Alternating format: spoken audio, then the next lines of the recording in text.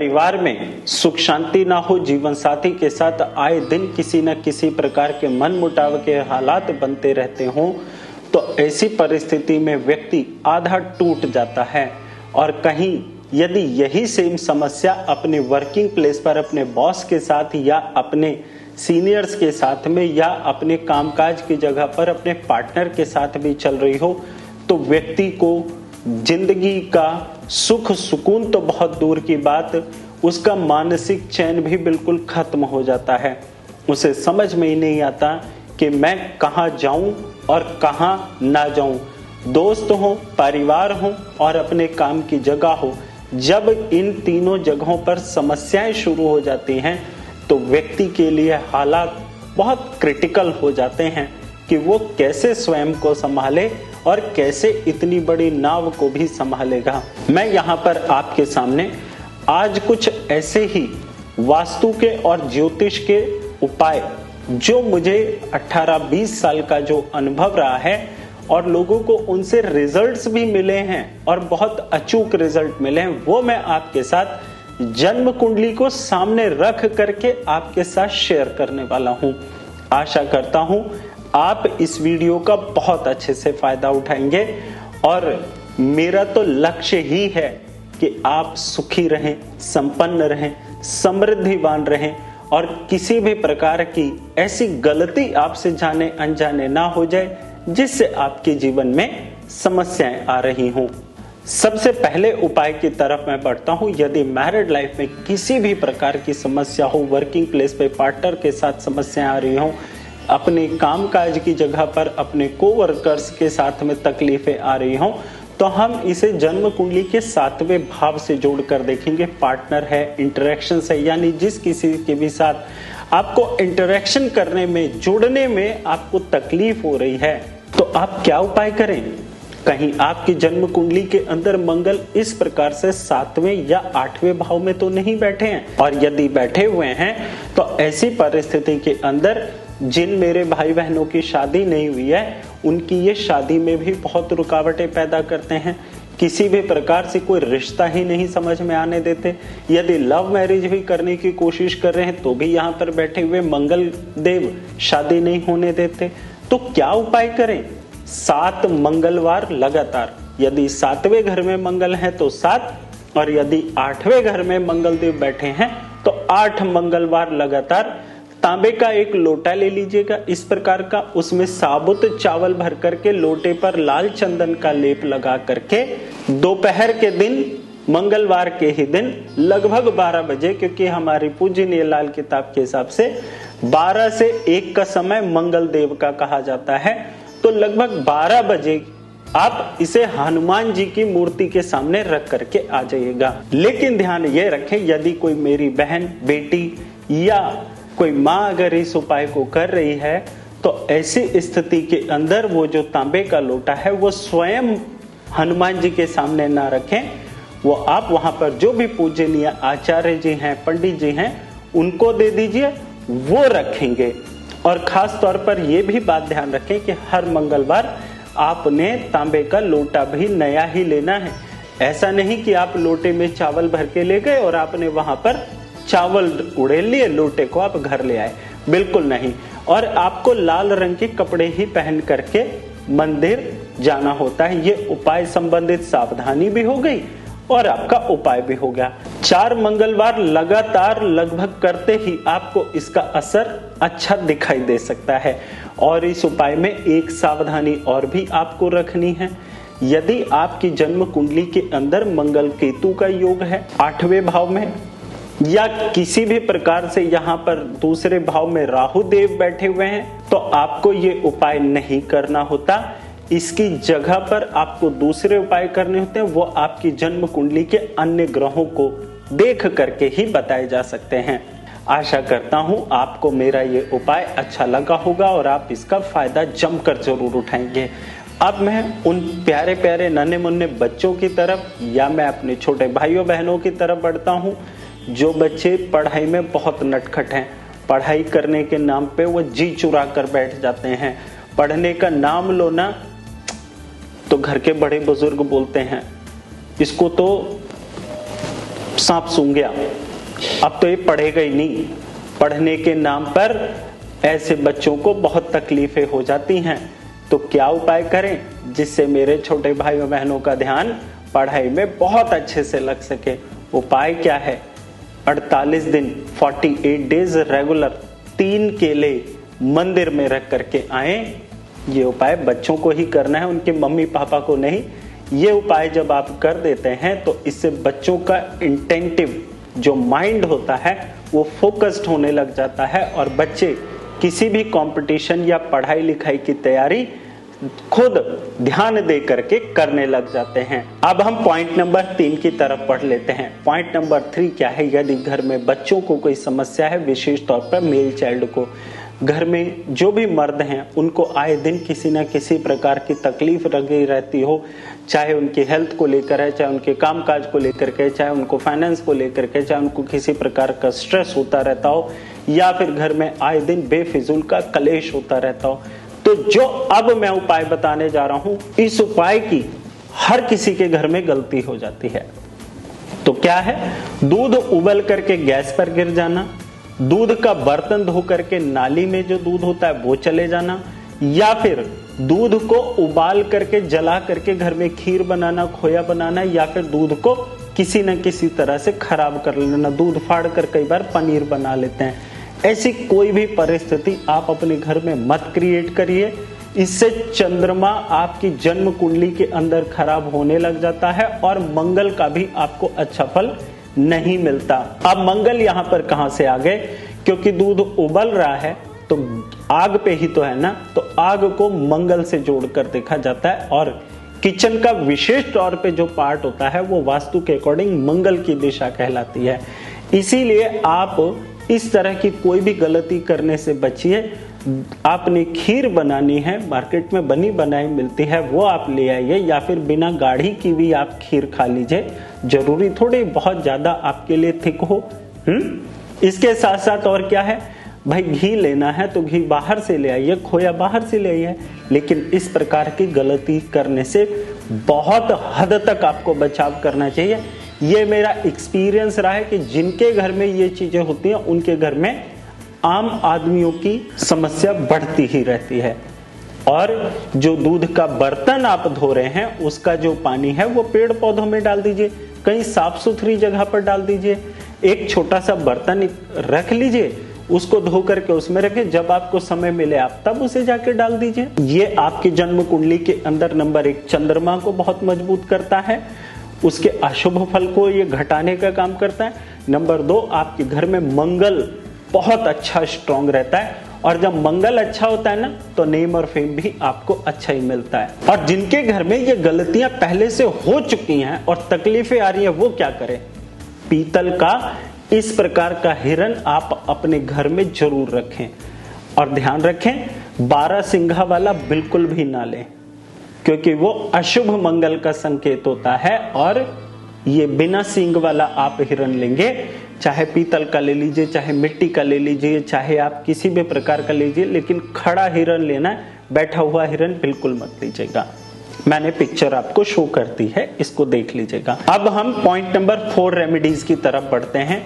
घर में लीवर की समस्या बार बार किसी को रहती है, और क्या आपके घर के अंदर वो जेनरिक इशू है लीवर का, या फिर आपके घर के अंदर सांस, दमा, अस्थमा की बीमारी बढ़ती जा रही है और लोगों को ये एक के बाद एक किसी को बढ़ती आई है, या पहले घर के बाबा दादी को थी, उसके बाद घर की बहू या बेटी को हो गई, फिर उसके बाद पिता को हो रही है। अगर घर में इस तरह की समस्या आ रही है तो आपकी जन्म कुंडली के अंदर बृहस्पति देव किसी न किसी प्रकार से खराब हो रहे हैं। तो चाहे वो बुध का साथ लेके खराब हो रहे हो या फिर राहु का लेकर के खराब हो रहे हो। बुध का साथ लेकर के खराब हो रहे होते हैं तो आपको यहाँ से घर के जो भी मेल होते हैं उनको यहाँ से नाक छेदन करवा करके सोने की तार डलवानी होती है, और वो अंदर ही छुप जाती है, बाहर किसी को नहीं दिखाई देती। मेरे बहुत सारे क्लाइंट्स हैं जो 18 से 20 साल में मैंने अटेंड किए हैं, उनको करवाई है रेमेडी। और ध्यान रखिएगा ये सोने की तार अंदर ही छुप जाती है, बाहर किसी को नहीं दिखाई देती। आप इस उपाय को कर लीजिएगा। आपका जो भी लंग्स से रिलेटेड प्रॉब्लम है उसमें आपको बहुत हद तक रिलीफ मिलेगा। खाने में अपने केसर का इस्तेमाल करिए, हल्दी का इस्तेमाल करिए। और गुरु राहु का यदि आपकी जन्म कुंडली के अंदर साथ हो तो प्राणायाम, भ्रामरी है, कपालभाति है, अनुलोम विलोम वगैरह है, ये आपको रेगुलर करते रहना चाहिए, जिससे आपको इस तरह की तकलीफ से छुटकारा मिल जाता है। और साथ ही साथ घर के अंदर से कबाड़ बंद, घड़ियां, खोटे सिक्के, बिजली के खराब सामान, जंग लगा लोहा, इनको भी घर से बाहर निकालिए। तो आपकी जन्म कुंडली के अंदर चाहे बुध राहु का कितना भी अशुभ फल हो या बुध बृहस्पति का कितना भी अशुभ फल हो, आपको अच्छा फल जरूर मिलेगा। और क्लियर कर देता हूं, यदि बुध बृहस्पति का साथ हो तो केसर का तिलक बुधवार के दिन नहीं लगाना, बाकी अदर्स डे नाभि, जुबान और माथे पर लगाते रहना है। अब मैं आपको रेमेडीज नंबर 5 बता देता हूं। ये क्या रेमेडी है? बार बार डर लगा रहता हो कि मैं कहीं बीमार ना पड़ जाऊं, बेचैनी रहती है, घबराहट रहती है और आप किसी भी काम पर ठीक से फोकस नहीं बना पा रहे, आप बिल्कुल बुझे बुझे रहते हैं, आपको यही डर लगा रहता है कि मैं कोई ये काम करूं तो मेरा कहीं नुकसान ना हो जाए, या मैं इस तरह की कंपटीशन की तैयारी करूं तो मैं कहीं फेल ना हो जाऊं। तो आपको इस जगह पे अपने कॉन्फिडेंस को बूस्ट करने के लिए और अपनी स्किल का पूरा फायदा उठाने के लिए 43 दिन लगातार बरगद के पेड़ पर दूध, पानी और शहद, एक लोटे में जल लीजिए, थोड़ा उसमें शहद डालिए, थोड़ा उसमें दूध डालिए, इन तीनों को मिला करके बरगद के पेड़ पे। अब बहुत सारे लोग कहेंगे बरगद का पेड़ कैसा होता है? ये देखिए, बरगद का पेड़ इस प्रकार से होता है, इसकी जटाएं खूब सारी लटकी होती हैं, लेकिन रबर प्लांट और बरगद के पेड़ में अब आपको फर्क देखना पड़ेगा। गूगल पे डालिएगा, आपको मिल जाएगा। अब ध्यान ये रखना है, इस पर गीली मिट्टी का तिलक, जो आप पानी चढ़ाएंगे उसकी गीली मिट्टी का तिलक आपको अपने रिंग फिंगर से अपने माथे पर रेगुलर लगाना है। जब आप इस उपाय को कर लेते हैं तो आपकी जन्म कुंडली के अंदर चंद्रमा, बृहस्पति, मंगल और सूर्य, ये चारों ग्रह मजबूत हो जाते हैं। चलिए पॉइंट नंबर 6 रेमेडीज की तरफ लेकर के चलता हूं। आपकी जन्म कुंडली के अंदर या आपके बच्चे की जन्म कुंडली के अंदर या आपके घर में किसी की भी जन्म कुंडली के अंदर शनिदेव 1 से लेकर के 6 तक के भावों में बैठे हुए हैं, तो ऐसी परिस्थिति के अंदर बच्चे पढ़ाई लिखाई से मन चुराने लग जाते हैं, कम उम्र में ही पढ़ाई छोड़ देते हैं, या किसी न किसी प्रकार से उनकी पढ़ाई में रुकावट आ जाती है। अगर ग्रेजुएशन लेवल पर ऐसे बच्चे पढ़ने की कोशिश करते हैं तो उनकी ग्रेजुएशन भी पूरी नहीं हो पाती, किसी न किसी प्रकार से उनकी डिग्री अटक जाती है, या कोई ना कोई स्किल टैलेंट वाली डिग्री अटक जाएगी। तो उपाय क्या करें? सबसे पहले तो आप इसी चीज को पकड़ करके ठीक कर लीजिए कि बच्चों के काले नीले रंग के कपड़े बिल्कुल बंद कर दीजिए, घर में तला हुआ खाना बिल्कुल बनाना बंद कर दीजिए, यानी अगर जरूरत हो तो कम से कम बनाएं, जितना अवॉइड कर सके उतना अच्छा रहेगा। बच्चों को अपने घर में टाइम मैनेजमेंट जरूर सिखाएं कि हर चीज को टाइम पर करना है। ध्यान रखिएगा, 7 शनिवार लगातार एक पात्र में सरसों का तेल लीजिए, उसमें बच्चे का फेस दिखा करके आप इसे, जो भी मांगने वाले आते हैं आप उनको दे सकते हैं। मांगने वाले लेने नहीं आते हैं तो आप ये उपाय मंदिर में जो शनिदेव के पास में जो पात्र रखा हुआ होता है आप उसमें जाकर के डालकर आ जाइएगा, शनिदेव पर नहीं चढ़ाने, खास तौर पर ध्यान रखिएगा। जब आप इस उपाय और प्रिकॉशन को फॉलो करते हैं तो आप देखिएगा आपके बच्चे में सुधार जरूर आने लग जाता है। और ये उपाय वो लोग भी कर सकते हैं जिनको अपने काम की जगह पे कोवर्कर्स का साथ ना मिलता हो, जो साथ में काम करने वाले जो सर्वेंट्स होते हैं, यदि वो बार बार आपके यहाँ से छोड़ करके भाग जाते हैं, आपके घर में नौकर नहीं टिकते, तो भी आप इस उपाय को कर सकते हैं। यानी ये उपाय, एक ही शर्त है कि शनिदेव 1 से 6 घरों के अंदर बैठे हों और खराब होकर के बैठे हों। तो खराब होने के तो कुछ लक्षण भी होते हैं, कुछ अन्य ज्योतिषीय रूल भी होते हैं, तो मैंने आपको मोटा मोटा बताया। अन्य ज्योतिष रूल आपको फिर कभी वीडियो में बताऊंगा, इसीलिए कहता हूं कि मेरे चैनल को सब्सक्राइब करके बेल आइकन को प्रेस कर लीजिए और ऑल नोटिफिकेशन पर क्लिक कर लीजिएगा। और ये भी तो कहता हूं ना, अगर आप किसी बेहतर कंसल्टेंट की सलाह में उपाय करते हैं, उनकी निगरानी में उपाय करते हैं, तो आप उपायों के रिजल्ट्स को कई गुना बढ़ा सकते हैं और जो तकलीफ आती है उसको आप कम कर सकते हैं, खत्म कर सकते हैं, या समझ सकते हैं कि अब तकलीफ का दौर है और हमें कैसे रिएक्ट करना है ताकि जीवन में कोई समस्या ही ना आए। Point number 7 remedies Shani Dev से ही रिलेटेड है, ध्यान रखिएगा। मकान बनाने के बाद या खरीदने के बाद या प्रॉपर्टी में किसी भी प्रकार की कंस्ट्रक्शन आपने कराई और घर के अंदर बीमारियां आ गई, नौकरी छूटने लग गई है, व्यापार आपका ठप होने लग गया है, लोन आपके ऊपर बहुत ज्यादा चढ़ने लग गया है, घर में बीमारियां बहुत आने लग गई हैं और आपको समझ में ही आना बंद हो गया है कि आप क्या करें और क्या ना करें, और आपके पास इतने पैसे भी नहीं हैं कि आप कोई बहुत अच्छा एस्ट्रोलॉजर आप अफोर्ड करके आप उससे सलाह ले सकें, तो घबराइए मत। मैं आपको एक रेमेडी ऐसी दे रहा हूं जिसको करने के बाद आपको कुछ उम्मीद की किरण दिखाई दे सकती है। और एक चीज आपको और भी बता देता हूं, महीने के दूसरे मंगलवार को मैं फ्री कंसल्टेंसी भी देता हूं। तो आशा करता हूं जो लोग अफोर्ड नहीं कर सकते, ध्यान रखिएगा, जो लोग ईमानदारी से अफोर्ड नहीं कर सकते, बेईमानी से तो कोई भी नहीं कर सकता, वो आ करके मुझसे सलाह ले करके अपनी समस्या का हल ले सकते हैं। और यहां पर अब उपाय क्या करें, देखिए इस प्रकार का नारियल और इस प्रकार के साबुत बादाम और छुहारे, यानी एक नारियल पूजा वाला, 10 साबुत बादाम और 8 छुहारे आप ले करके किसी थैली में डालिए और मजदूर आदमी को हंसी खुशी के साथ, फुल रिस्पेक्ट के साथ आप उन्हें दान दे दीजिए। ध्यान रखिएगा, उपाय दिन के समय करना है, रात के समय नहीं। और साल भर के लिए आप कम से कम काले नीले रंग के कपड़े पहनने बंद कर दीजिए और घर में तला हुआ खाना बिल्कुल अवॉइड कर दीजिए। घर में जितने भी लोग हैं सब लोग कोशिश करें कि अपने हाथ में चांदी का कड़ा जरूर पहन कर रखें, इससे चंद्रमा मजबूत होंगे और चंद्रमा को जब मजबूती मिल जाती है तो मन मजबूत होता है और ऐसी परिस्थिति में व्यक्ति का मन मजबूत होना, आत्मबल का भी मजबूत होना बेहद आवश्यक होता है। ये उपाय आप कर लीजिएगा, आपको रास्ता जरूर ईश्वर दिखाएंगे। अब हम पॉइंट नंबर 8 की रेमेडीज पर बढ़ते हैं। 8वें नंबर की रेमेडीज पीड़ा से मुक्ति दिलाने की है। कौन सी पीड़ा? मानसिक पीड़ा। आप डिप्रेशन में रहते हैं, घबराहट रहती है, मन में बेचैनी रहती है कि आप किसी इस काम को कर भी पाएंगे कि नहीं कर पाएंगे, किसी से बात करने में बहुत डर लगता है, नौकरी में इंटरव्यू देने से बहुत डर लग रहा है, या अपने यहाँ पर जिस भी पर्सन को आपने हायर किया उससे भी आपको समस्या लग रही है कि ये कहीं धोखा दे के ना भाग जाए, और आप हताश रहते हैं और मन में किसी न किसी प्रकार की और भी अनहोनी बातें ऐसी चलती रहती हों, तो आप इसका उपाय क्या करें?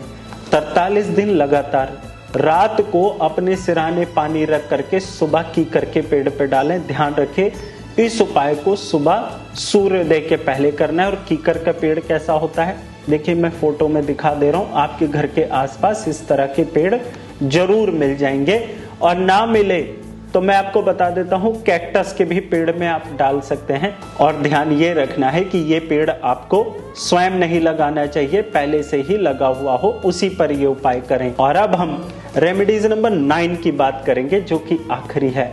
घर में वास्तु दोष को लेकर के किसी ने वहम डाल दिया है, घर में घुसते ही बहुत नेगेटिविटी महसूस होती है, छोटी छोटी बातों को लेकर के घर में कलह कलेश हो जाता है और समझ में ही नहीं आता कि इनके पीछे क्या समस्या है।